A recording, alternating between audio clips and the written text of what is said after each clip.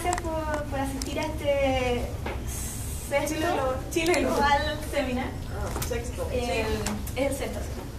Y bueno, hoy día vamos a hablar de la reforma tributaria para tratar de entender de qué se trata y cómo nos afecta, cómo se implementó, cómo se pensó. Y para esto tenemos hoy día a Felipe Avilés. Él es estudiante de Economía. Y también vamos a tener a Gonzalo, que es estudiante de Leyes aquí en Davis y también en Chile. Así que, bueno, démosles un aplauso y bienvenidos. Primero que todo, gracias por venir. Este es un tema importante para nuestro país y imagino que si vienen es porque están preocupados qué es lo que va a pasar con esta reforma tributaria. Tratamos de coordinar con Gonzalo. Entonces lo que voy a hacer yo, voy a dar un contexto de por qué Chile necesita una reforma tributaria, cuáles son las herramientas que Chile va a utilizar en esta reforma tributaria y voy a concluir. Después Gonzalo va a ir más profundo en la reforma en sí. Entonces me parece que tenemos 25 minutos, entonces voy a tratar de ser bien breve.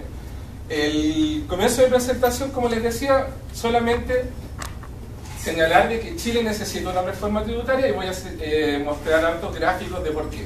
En economía nosotros mentimos con gráficos o con tablas, yo voy a mentir con tablas.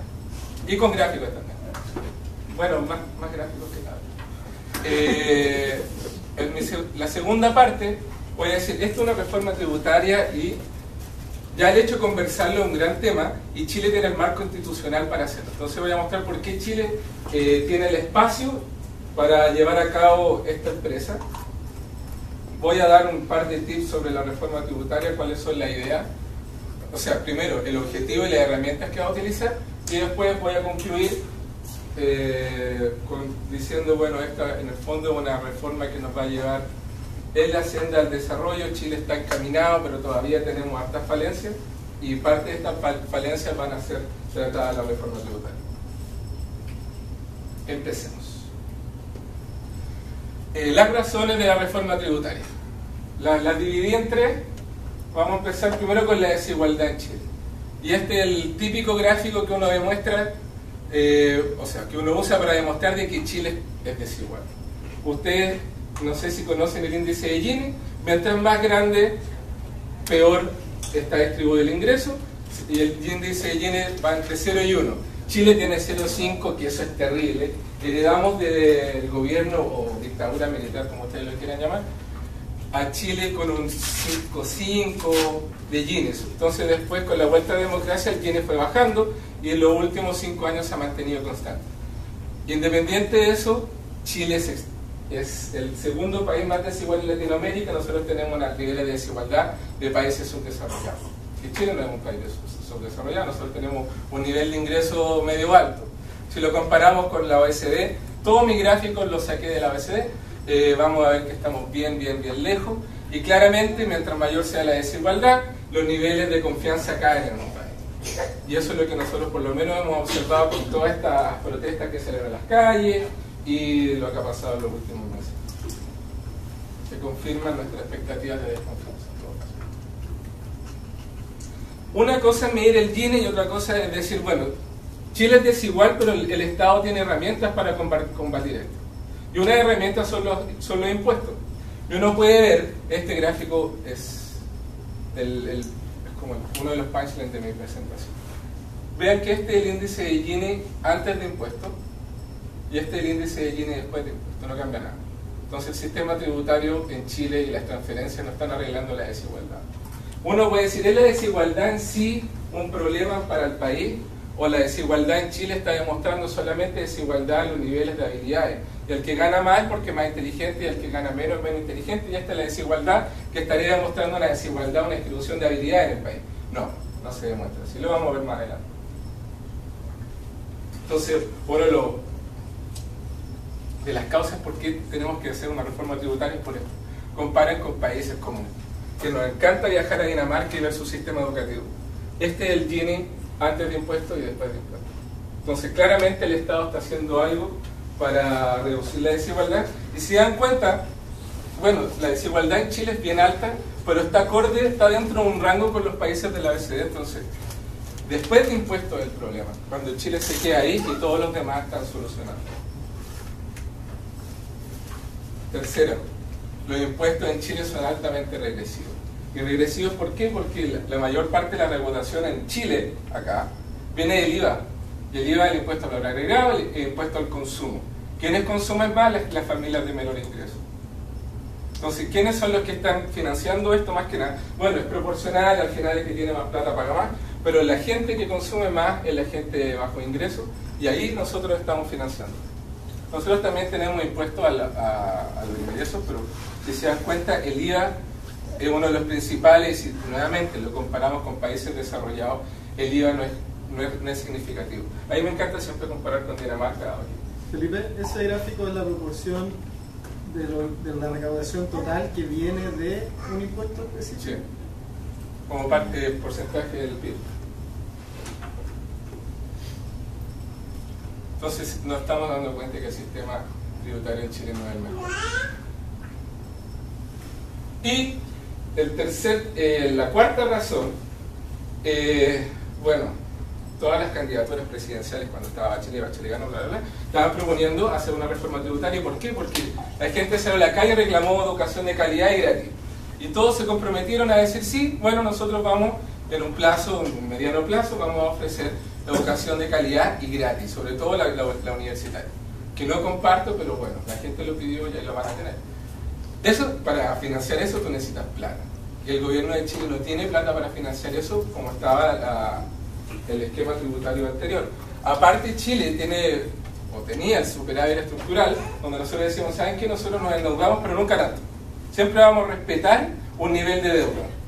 En los últimos años, con la crisis financiera, nos salimos un poco y uno puede entender, bueno, en una crisis, respetar estas reglas de ahorro no es tan lógico, pero no se respetó por un tiempo prolongado. Entonces nosotros ya estamos con un déficit estructural más o menos salido de los rangos que está en la reforma anterior. Entonces Chile necesita plata, y necesita plata para financiar esta gran empresa que es la educación gratis. Veamos por qué la gente salió a la calle. Aquí viene como la desigualdad se empieza a reproducir. Si usted quiere educación de calidad, tiene que pagar. Y este gráfico demuestra cuánto pesa tu estatus socioeconómico en los resultados PISA. Si se dan cuenta, en todos los gráficos uno tiene que mirar a Chile. Si uno se confunde, Chile siempre va a estar en los extremos y nunca en un extremo bueno, siempre está como en el extremo malo. En este caso, esta barrita mide cuánto importa el background socioeconómico de la familia en los resultados PISA de los niños. Y uno se da cuenta que de donde uno viene son los resultados que tú vas a tener.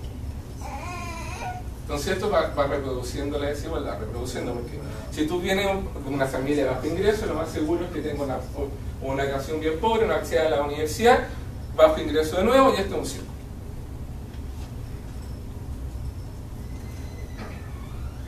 Y si tienes suerte de entrar a la universidad, tenés que pagar y tenés que pagar. Vean dónde, nuevamente, si Chile siempre está en los extremos de los gráficos, en el extremo malo. Acá tenemos el gasto en educación terciaria universitaria como porcentaje del PIB. Chile claramente el tercero. La barra azul el aporte público, y la barra celeste o más clara el aporte privado.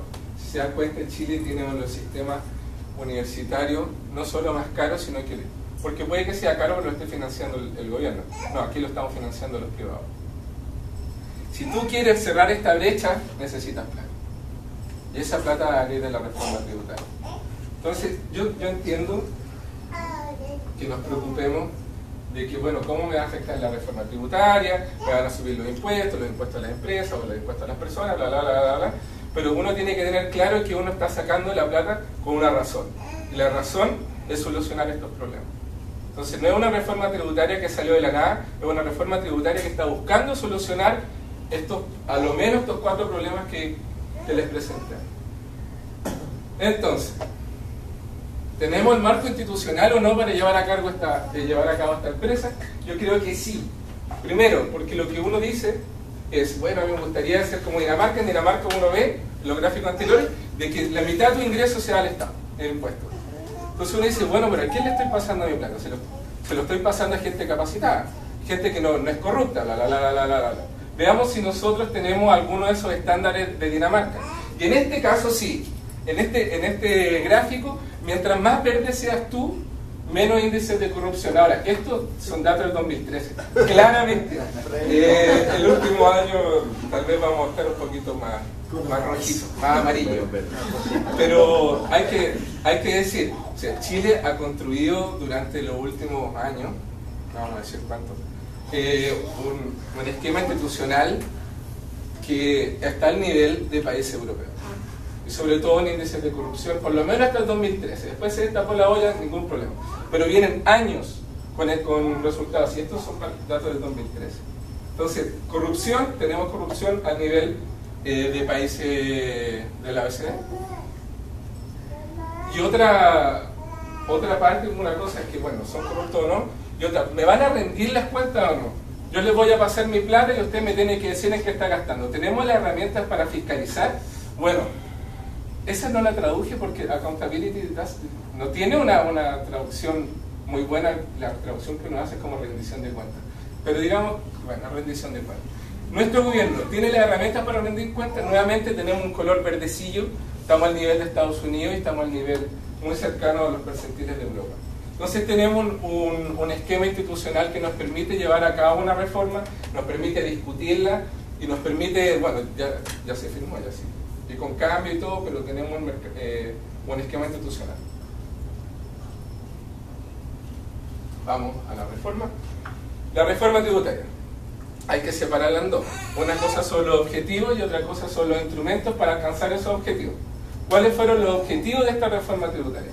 Primero que todo, lo que se quería era recaudar 3 puntos del PIB. Y todas las entrevistas que he visto yo de economistas relativamente buenos han dicho esta reforma recauda los 3 puntos del PIB. Entonces, por lo menos la recaudación, este objetivo se logra en un horizonte de 5 años. La segunda idea es crear un sistema tributario que sea progresivo, dado los gráficos que les mostré, que en el fondo después de impuestos la desigualdad casi no cambia. Después Gonzalo va a ir más profundo en esos temas. La gracia ahora de esta reforma tributaria es el que en el fondo, el que produce más paga más, cosa que no sucede ahora, o no sucedía antes con el fin. Y la tercera, y esta es la parte que más discusión uno puede tener, en el fondo tenemos que utilizar los instrumentos que menos distorsionen la economía para no quebrar la tendencia de crecimiento del país, que bueno, el país ya viene estancado desde el último tiempo, pero siempre uno dice el PIB potencial de Chile sigue siendo alto, entonces la idea es no quebrar el PIB potencial. Lo que nosotros potencialmente podemos producir sigue teniendo una tendencia positiva, el que realmente sucede no, pero en el largo plazo uno esperaría que vamos a alcanzar esa tendencia y nosotros no queremos romper esa tendencia. Entonces, una de las preguntas sería, bueno, ¿estamos utilizando los instrumentos que realmente son eficientes para distorsionar lo menos posible la economía? Yo creo que sí, tal vez Gonzalo va a decir lo contrario, pero ya llevar a cabo una reforma yo creo que era lo que necesitaba el país en este estado de desarrollo que tenemos. Entonces, estos fueron los objetivos, y voy a citar a Andrea Repeto, que en el fondo es Andrea Repeto, economista y trabajó en la reforma. En el fondo no podemos discutir los temas de la desigualdad sin hablar de que vamos a cambiar los impuestos. Y es por eso que se llevó a cabo la reforma. Uno puede tener mucha política social, del bono, de la cosita, bla, bla, bla, pero si tú de verdad quieres cambiar la desigualdad a un país, tú tienes que cambiar la estructura tributaria. Vamos. Una pregunta. Cambiar la reforma tributaria entonces sería cambiar la distribución que tú hablabas en el gráfico azul y celeste, que sea más ingresos o en general aumentar más. Uno vendría siendo los ingresos, o sea, los impuestos, los ingresos tienen que tener una participación mayor en la total de la recaudación, porque no puede ser de que la mayoría esté en el IVA, porque si sabemos que es regresivo, entonces tú tienes que tener una base mayor en los ingresos. Y la otra, uno dice ya, subamos el impuesto a los ingresos, pero hacerlo de una forma progresiva, que el que en el fondo está recibiendo más por la empresa, por lo que sea, pague más, y la persona que gana un salario menor pague menos. Yo eso es todo. Entonces la reforma fue diseñada para que el que pague más, o sea, el que está pagando más efectivamente el que gana más. Aquí estos son temas que va a hablar Gonzalo. Yo voy a decir cómo era el sistema anterior. En el sistema anterior, el sistema tributario chileno es como integrado, los que pagan los impuestos son las personas, no las empresas. Pero digamos de que existe Juanito, que Juanito tiene una empresa, y Juanito tiene utilidades por un monto X. Si él va a reinvertir esas utilidades, él va a pagar una tasa de impuesto menor. Entonces, ¿qué va a hacer Juanito Pérez? Va a decir, siempre voy a reinvertir. ¿Por qué voy a decirle al Estado de que yo voy a sacar esa plata a la empresa y voy a pagar un tributo mayor? El FUT lo único que hacía era que tú decías, no, mira, yo tuve estas utilidades, pero yo las voy a poner aquí en un librito y voy a decir, yo las voy a reinvertir. Y después viene el niño del Servicio de Impuesto Interno y dice, ¿y dónde están sus utilidades? Reinvertidas. ¿Dónde dice eso? Aquí en el librito. ¿Y qué hiciste tú con esa plata? Te la llevaste afuera, te la llevaste a todos estos paraísos fiscales y después la devolviste, la trajiste de vuelta como inversión extranjera directa, ¿no? ¿Sí? Y no pagas impuestos. Entonces, parémosle cero. Porque tú tienes una persona con el mismo ingreso que este empresario, pero como no es empresa, él tiene que pagar una tasa mayor de impuestos. Entonces tú tienes una inequidad horizontal, personas que están ganando lo mismo, están pagando un diferencial de impuestos. Entonces lo que uno necesita, y uno dice, bueno, esto me parece lógico, es que en un sistema tributario, las personas que ganan lo mismo pagan los mismos impuestos. Y con el FUT no. Y la única idea del FUT fue que en los años 80, en la crisis y la deuda que sufrió el país, Chile necesitaba incentivos para invertir. Y se crearon mecanismos para que las empresas invirtieran más. Uno de estos mecanismos fue el FUT. Pero es que se entienda bien, esto es un mecanismo en un periodo de crisis, como fue el periodo de los 80. No se justifica tener el FUT hoy, para nada, y sobre todo con todas las distorsiones que creó de estas personas que estaban diciendo, no, yo reinvierto mi plata, pero en el fondo la estoy sacando. Una pregunta, la reforma tributaria al final ya que busca un poco disminuir la desigualdad, ¿es solo a través de esta diferencia que el que gana más paga más impuestos? ¿O también considera dentro de esa disminución de desigualdad como qué se hace con esos impuestos? Sí, bueno, la mayor parte de los ingresos se supone que se van a llevar para la reforma educacional. ¿Pero ese se supone está estipulado en alguna parte? Bueno, está estipulado en la reforma educacional que hubo. Entonces tú vas a crear una intendencia, vas a crear todos estos mecanismos para fiscalizar los colegios, todo eso necesita plata. Y la otra que está la promesa de que la educación va a ser terciaria. Mi opinión es que tú estás gastando la plata al final de uno debe gastarla al comienzo. Y uno siempre va a gastar la plata en el que te molesta más y al universitario chileno que bueno va a molestar. Entonces uno nunca va a ver a los niños de kinder, a los niños de jardín protestando y uno debiese invertir ahí. Si todos los niños de los jardines salieran a protestar de que la plata de verdad debiese ser invertida en ellos, porque ahí donde uno genera, el retorno de la plata no está en darle la plata a universitaria, está dársela a los niños chicos. De acuerdo a los estudios que existen en economía, nosotros estamos gastándola mal y la plata se supone que va a ir a educación. Se supone. Pero eso no lo estipula la reforma. No, porque me parece que por ley la plata que uno recauda no puedes decir, si yo recaudo esto, se aparece. Solo para complementar. Por ley, el Congreso año a año analiza y evalúa la ley de presupuesto. Por lo tanto, no se puede llegar presupuesto a un año que tú no vas a saber cuánto vas a recaudar. Porque además, cuando hay un proyecto de ley especial, es como lo que planteaste una superintendencia, qué sé yo, que se va a hacer desarrollado dentro de un año, solamente el Congreso Nacional autoriza que se saque plata del tesoro público de Chile, en particular para ese tipo de soluciones. Pero es imposible que se pueda decir que, mira, en 10 años vamos a sacar plata de esto porque nadie asegura que vayamos a tener esos recursos. Pero en el fondo, solo con la reforma en sí, como de cambiar el nivel de impuestos que paga cada uno, ya se estaría disminuyendo la desigualdad. Sí. Solamente como fue diseñada ya tú reduces un poco, pero yo creo que la gran, eso es una parte, y la parte como estática, la parte dinámica, bueno, esta plata se va a invertir en educación, y eso es largo plazo. Y ahí es donde uno va a generar, en el fondo, eso va a ser el igualizador de la economía, no los impuestos, porque eso es algo estático. La gracia es que nosotros vamos a utilizar esta plata para educar, y si tú ganas más, tributas más, y ahí viene un círculo virtuoso. ¿Okay?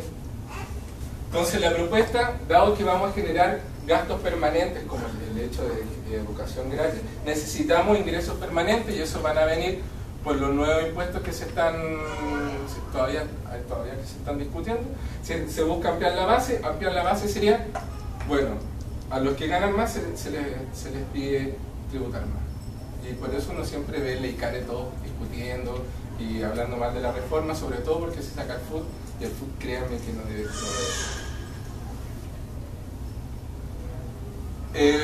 Incluso, dado que el gobierno se anticipa un poco y dice, bueno, dado que le vamos a quitar este incentivo para invertir, le vamos a dar otro.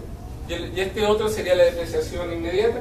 Antes uno tenía la depreciación acelerada, tú compras un activo y tú dices, mira, este activo se me va a acabar en 5 años. Entonces tú pagas como en 5 años el costo de ese activo. Acá tú dices, acá lo que se le estaba proponiendo, depreciación inmediata, tú compras un activo y no pagas impuesto por ese activo, porque depreciación inmediata es costo cero. Entonces tú lo compras y este vale cero dentro de tu empresa. Tú pagaste $1.000.000, no tributas ese $1.000.000, porque la depreciación inmediata dice, este artefacto no existe. ¿Eso viene en muebles? ¿Cualquier tipo de activo? Activos de capital, inmuebles, autos, cualquier cosa que sea de ¿Pero capital. podría ser bonos? No. Tiene que ser algo. No, porque eso no es capital. Tiene que ser algo para producir la renta, porque aquí estamos hablando de costar la renta. Tiene que estar vinculado a la producción. Es una inversión. Claro, tiene que ser en definitiva Pero una inversión. tiene que ser algo físico donde el niño del Servicio de Impuesto Interno diga, ah, estos son los lentes que te compraste con la inversión, ¿no? No necesariamente. O sea, puede pasar Ahí piola igual. No, porque puede ser de inversión en otras compañías Ya. a largo plazo. Perdón, técnicamente, ¿qué Son food. ¿Ah? ¿Qué es eso? Inversión en otra compañía, Sí. bonos, por ejemplo, tú vas a invertir bonos para redistribuir después finalmente. Tú dices, esta empresa o esta compañía va a entregar recursos en 5 años más. Los primeros 5 años tú no sabes cuánto va a recibir, pero sí tú lo puedes decir, sabes que yo esta plata la estoy reinvirtiendo con una esperanza de retorno tanto. Y en ese sentido tú vas a chutar 5 años después. ¿A la larga se puede hacer el mismo efecto del food o no? No. Esa es la pregunta. No, por eso no. Ah, ya. No, está totalmente eliminado. No, el efecto, no. Sí. Ya. No como instrumento, pero en definitiva la mecánica El puede food era algo que era infiscalizable, ¿no? Porque era un cuadernito que tú llevabas ahí la plata. Llevabas como el historial de... Un libro de contabilidad.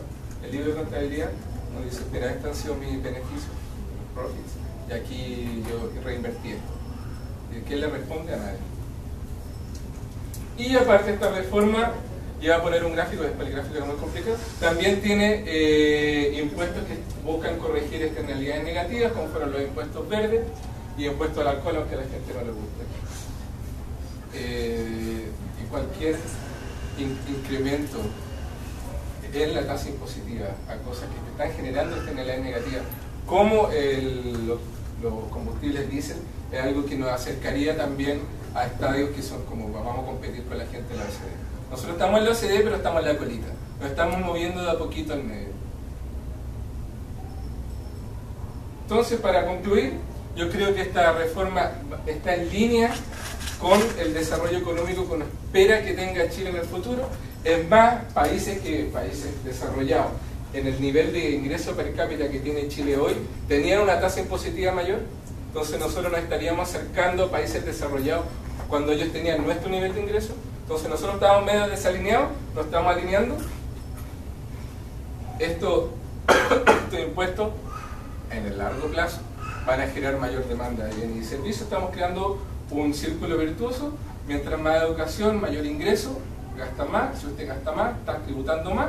Yo también como Estado recibo más y te puedo dar más. Como les decía, esta carga tributaria que vamos a tener ahora nos va a acercar a los países desarrollados cuando tenían nuestro nivel de ingreso per cápita y se escucharon las demandas por capital humano. Recuerden que esta reforma tributaria es para financiar la reforma educacional. Esa sí que es costosa y se necesitaba plata. Y para eso se van a usar los ingresos, en teoría. Estimulante y muy interesante porque nos da el contexto en el que se gesta esta reforma y que busca además la reforma. Yo voy a tratar de ir un poco más en detalle de qué pasa con la reforma y, en definitiva, qué problemas teníamos antes de la reforma y qué está pasando ahora. A ver si la reforma logró o no logró cambiar hasta este momento, o si por lo menos los instrumentos que se utilizaron, son, a mi juicio, y lo voy a dejar para que ustedes juzguen también, si son apropiados para corregir la situación. Entonces, bueno, nos vamos a basar en la ley 20.780, que modificó el sistema de tributación de la renta e introdujo diversos ajustes en el sistema tributario. Bien, esto ya lo vimos. Chile es un país desigual y los sistemas tributarios en general están concebidos para redistribuir la riqueza. Sin embargo, en Chile veíamos que después de los impuestos esta situación no mejoraba. Entonces, bueno, en el 2014 se introdujo este proyecto de reforma. La presidenta Bachelet, cuando lo anunció, lo dijo claramente: pagarán más impuestos los que tienen más dinero. La finalidad entonces es de hacer el sistema más progresivo, y perseguimos dos objetivos que son mayor equidad, a la que en su momento se le llamó justicia social, y lo otro, financiar la reforma educacional. Estos son, voy a dar rasgo porque esto ya lo dijo Felipe. Bien, la realidad del sistema tributario chileno: recaudación. ¿Qué recaudamos y cómo y cuánto recaudamos? Ya Felipe anunciaba algo, pero de toda la recaudación de impuestos, la mitad, el 49,6%, que aquí lo redondeo a 50, pero el 49,6% corresponde a IVA. El 20% a otros impuestos, que son estos, como el impuesto a las bebidas analcohólicas azucaradas. El 9% corresponde a impuestos que grava el trabajo, y 21% a lo que pagan las empresas. Bien, no se olviden de este gráfico, porque nos va a servir más adelante para calcular un poco el impacto de la reforma. Problemas del sistema tributario. ¿Qué problemas teníamos antes de la reforma? Primero, IVA. Felipe lo dijo: el IVA es un impuesto regresivo que, como decía mi profesor de Derecho Tributario, con todas sus letras, el IVA lo pagan los pobres. Y lo decía así. En definitiva, toda la gente que está en la cadena de intermediarios del IVA hacen uso de la relación crédito-débito fiscal. Ellos pagan, pero recuperan lo que pagaron y compensan. Pero el consumidor final, el que no tiene negocio, el que no tiene empresa, el que compra para llevar a la casa, termina pagando, soportando el IVA, que es por lo demás el 50% de la recaudación. Otro dato más: el IVA tiene una evasión del 26%. Es decir, de todo lo que nosotros podríamos recuperar, de todo lo que nosotros podríamos ganar como Estado en base al IVA, el 26% se pierde porque no se paga, porque no se fiscaliza. Cuando uno va a un lugar a comprar y no le dan la boleta, el señor al que no le dio a usted la boleta se embolsó el IVA, no lo declaró y no lo pagó. Es decir, a ustedes les cobraron el IVA, pero esta persona no lo pagó. En definitiva, se quedó con el IVA. Y a eso corresponde la evasión del 26%. Bueno, y a otras cosas más, otras prácticas feas de las que no voy a hablar, porque todos conocemos. Bueno, IVA y PYME. ¿Qué pasa? ¿Puedo hacer una pregunta sobre eso? Sí, dime.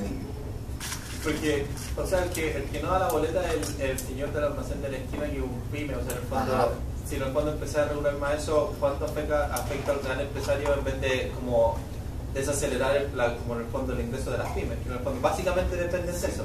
Sí. A ver, en definitiva, el problema del IVA no es esencialmente el señor que no da boleta en el almacén, digamos, no logra producir ese efecto tan grande. Si hay un porcentaje grande en Chile, que es algo que no se denuncia, que el Servicio de Impuestos Internos no es, y yo lo sé porque yo trabajé en la administración tributaria y sé que estas cosas no se denuncian, y lo puedo hablar porque estoy fuera, hay una práctica que es bien generalizada, que es la compra del IVA, ustedes lo saben, que hay gente que emite boletas, emite facturas por productos que no vendió, por productos que no fueron recibidos y por servicios que no fueron prestados. Entonces, en definitiva, eso genera un derecho a un crédito fiscal, que es un crédito fiscal que no existe. No tiene un débito fiscal de contrapartida. Entonces, en definitiva, eso que también genera un efecto globo, digamos, de gas que se va inflando y que nos infla los números, nos produce también, digamos, el hecho de que no, o sea, una falta de control respecto del IVA, y esto es una práctica que es súper común, lo saben, ¿ya? Y que no solo pasa con el IVA, perdón. Y esa tasa en comparación al resto de los países, por ejemplo, de la OECD. Lo voy a discutir más adelante cuando hable de la cobranza, ¿ya? Pero sí, pero es muy buena pregunta. Porque aquí estamos hablando solo de lo que el servicio fiscaliza. Y es muy distinto lo que el servicio fiscaliza, lo que el servicio determina, a lo que en definitiva se paga. Son muy distintos. Son dos mundos de diferencia. Pero bueno, vamos, IBI-PYME. Acá se produce una situación que es bien común también. El pequeño empresario que trabaja con la gran empresa no le paga enseguida. Normalmente hay una práctica de pagar a 30 o a 60 días. Y esto va generando una alta tasa de incumplimiento, una alta tasa de morosidad. Lo típico que pasa, por ejemplo, el señor que es agricultor, que no tiene iniciación de actividades, que no tiene factura, no tiene boleta, no tiene nada, y el supermercado le compra. Y el señor después se entera, una vez que lo fiscalizan en una de estas redadas, de estos planes que hace el servicio, lo fiscalizan, el señor se entera que debe 100 millones de pesos y no tiene cómo pagar. ¿Qué pasa? Tuve mucha gente, yo llegando a mi oficina, y tengo que pagar 80 millones de pesos y no sabía. Eso es muy común, les caen de repente